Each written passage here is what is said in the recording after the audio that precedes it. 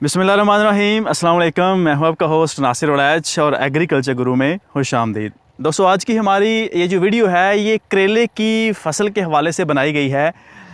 इस वीडियो के अंदर इंशाल्लाह मैं आपको करेले की फ़सल के हवाले से मुकम्मल रहनुमाई करूँगा और इस वीडियो के अंदर इंशाल्लाह ये भी बताऊँगा कि एक ऐसा मुनफरद तरीका जिसके ज़रिए हम अपनी फ़सल के अंदर से किस तरह से जड़ी बूटियों से निजात हासिल करते हैं बग़ैर गोडी किए, और स्प्रे भी एक ख़ास महसूस अंदाज में, जिससे हमारे जो करेले की फ़सल है वो बिल्कुल भी डैमेज नहीं होती।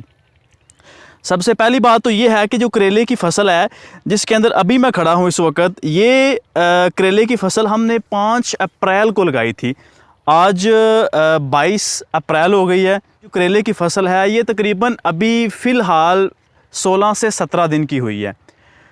16 से 17 दिन की हुई है। इस फसल के अंदर इंशाल्लाह हम जो वॉक टनल है वो लगाएंगे, इसके अंदर बांस लगाएंगे और मैं पूरी कोशिश करूंगा कि वहाँ तब भी मैं एक वीडियो बनाऊं और उसके अंदर इंशाल्लाह मैं आपको बताऊं कि किस तरह से हम करेले की फसल को टनल के ऊपर चढ़ाते हैं।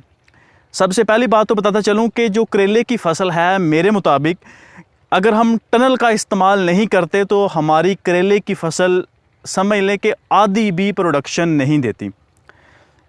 प्रोडक्शन जो करेले की होती है बेसिकली हमें मिलती ही तब है जब हम इसको टनल के ऊपर चढ़ाते हैं, जाल के ऊपर चढ़ाते हैं। उसकी वजह ये होती है कि जैसे ही बारिशों का सीज़न शुरू होता है, ज़मीन के जो हिस्से जहाँ पर इसकी बेलें चढ़ा दी जाती हैं, जिसे हम बेड कहते हैं, इसके ऊपर जो जड़ी बूटियाँ होती हैं वो बहुत ज़्यादा हो जाती हैं। जड़ी बूटियों के ज़्यादा होने की वजह से जो करेले की बेल है और इसके साथ लगे हुए जो करेले होते हैं वो जड़ी बूटियों के अंदर इतने घुस जाते हैं कि उन्हें हवा नहीं लगती, वो गलना शुरू कर देते हैं और उनके साथ मज़ीद फल नहीं लगता, जिसकी वजह से हमारी फ़सल दिनों के अंदर ख़त्म हो जाती है। इसलिए अगर आपने करेले की फ़सल को कामयाब बनाना है तो इसको जाल के ऊपर चढ़ाएँ, इंशाल्लाह आपको एक बहुत अच्छा और बहुत पॉजिटिव रिस्पॉन्स मिलेगा।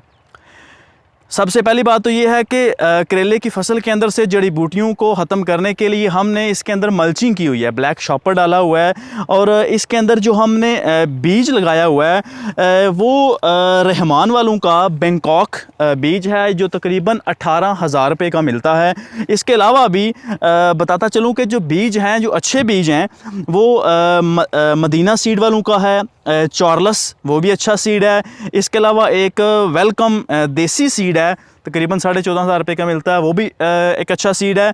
ये दूसरे सीड बताने का मकसद ये है कि मैं किसी भी सीड की स्पेसिफिक पब्लिसिटी नहीं करता, ठीक है। मैं बस अपना एक्सपीरियंस है वो शेयर करने की कोशिश करता हूँ। इसके अलावा ये भी बताता चलूँ कि जो आज हम इसके ऊपर बाउल रख कर स्प्रे कर रहे थे, राउंड अप हम इसके ऊपर स्प्रे मार रहे थे, लेकिन आप इस बात से बाखूबी वाकिफ़ हैं कि अगर हम राउंड अप स्प्रे वैसे करें तो जितने भी करेले लगे हुए हैं वो सारे के सारे मर जाएंगे।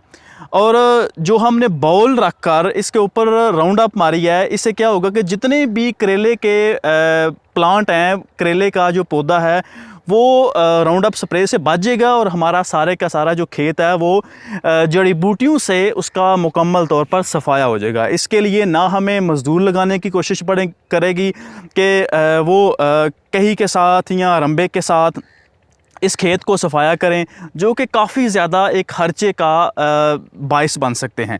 इसके अलावा मैं बताता चलूँ कि जो हमने बाउल लगाए हुए हैं, ये तकरीबन एक बाउल जो है हमें 11 रुपये का मिला हुआ है और ये बाउल हमने तकरीबन 4,000 इस वक्त हमारे पास बाउल है।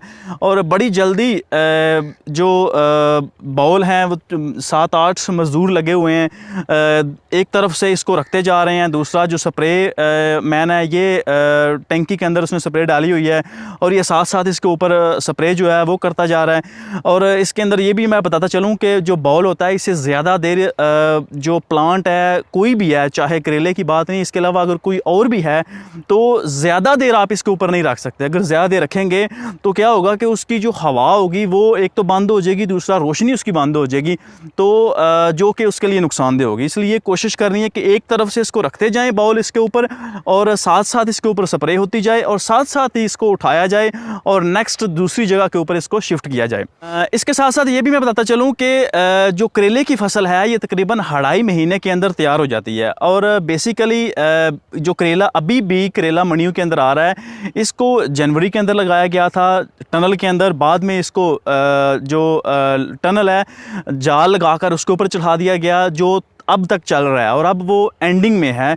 और अभी भी मज़ीद हमने अभी 5 एकड़ जो है वो करेला भी मज़ीद काश्त करना है। इसके अलावा वो वाले भाई जिन्होंने गंदम लगाई हुई है, गंदम की कटाई करने के बाद वो अगेन उस ज़मीन के अंदर भी वो करेले की फसल लगा लेते हैं। लेकिन करेले की फसल को कामयाब अगर आपने बनाना है तो करेले की फसल के अंदर जो टनल है, जो बांस है वो लगाना है लाजमी 10 फुट वाला, और उसके ऊपर तार जो है वो लगानी है। इंशाल्लाह इसके ऊपर मैं एक मज़ीद डिटेल वाली वीडियो, जब हम इसके अंदर जाल और बांस लगाएंगे, इसके ऊपर मज़ीद मैं एक वीडियो इंशाल्लाह बनाऊंगा जो आपके लिए काफ़ी हेल्पफुल होगी। लेकिन ये है बात करने का मकसद कि 2.5 महीनों के अंदर ये फसल तैयार हो जाती है और इस फसल ने इंशाल्लाह सितंबर तक जाना है। सितंबर में जाकर इसको जो वायरस होता है वो बहुत ज़्यादा पड़ जाता है। वायरस पड़ने की वजह से वैसे भी इसकी जो मुद्दत होती है वो ख़त्म हो जाती है।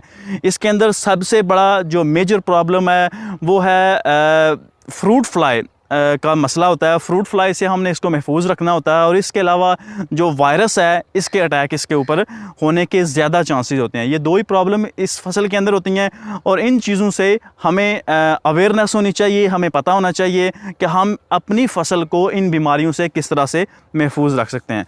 उम्मीद करता हूँ जी मेरी वीडियो आपको अच्छी लगी होगी। अगर मेरी वीडियो अच्छी लगी हो मेरे चैनल को सब्सक्राइब करें, ताकि अगर मैं कोई और वीडियो बनाता हूं तो सबसे पहले वो भी आप तक पहुंच जाए। इसी के साथ इजाज़त दीजिए। नासिर उड़ैच, अल्लाह हाफिज़।